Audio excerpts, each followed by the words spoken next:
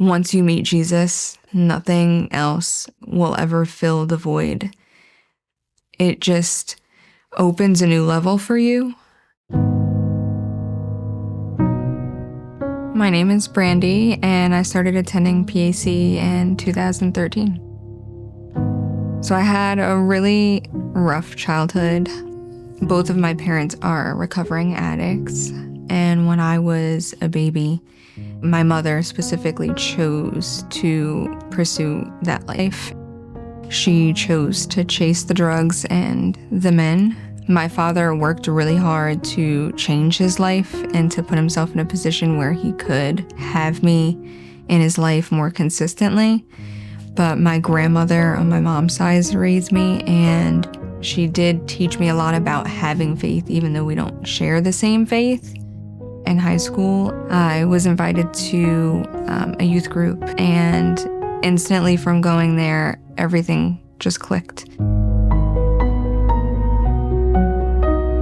I fell in love with Jesus instantly. I was attending multiple times a week, every chance that I could.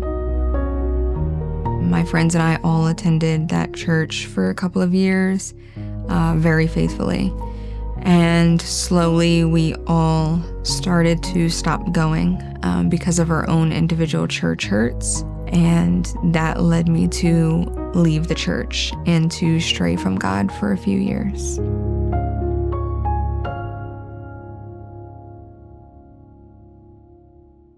I was just living in the world, living in my flesh, trying to fill the voids of my trauma in every way that I could, with no success. Once you meet Jesus, nothing will ever fill the void. I was only 18, fresh out of high school. I ended up getting pregnant. I had dreams that I had to put on hold because I had to figure out what I was going to do to take care of a new baby, a new life I was responsible for. And I ended up moving in with my aunt, Serena, at the time. And she brought me here to PAC.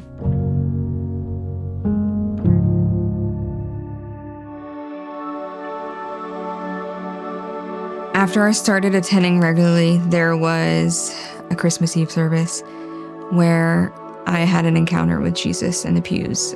There was a message about Mary and about her just being the mother of Jesus.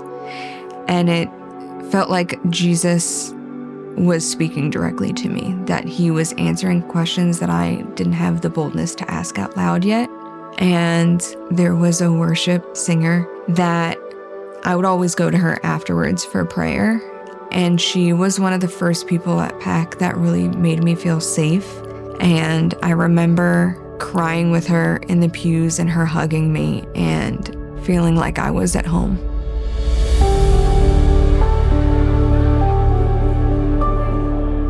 So I originally started serving at the Welcome Center, the Connection Center. That brings me joy and peace because I know that I was a newcomer once. I didn't know if I was going to be safe here. I didn't know what the people were going to be like. I didn't know if anyone was really going to care. But as big as PAC is, I have learned that we do care. And to be able to be one of those people that recognizes faces and makes it a point to say hi or holding a door for them when they're leaving makes an impact. I also, in addition to the Connection Center, I started to serve in PAC Youth. PAC Youth has been an incredible part of my life. The youth there have no idea how much they're getting from us, but also how much we're getting from them. And their courageousness to pursue God at such a young age when culture really doesn't go along with that so much. I've been able to look back and see God's faithfulness in the way that he met me. He welcomed me in. He put people around me to make sure that I knew that I was safe.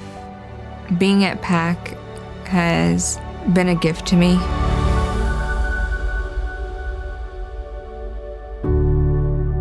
As a mother, my hope for my daughter is to know God, sooner than I knew him.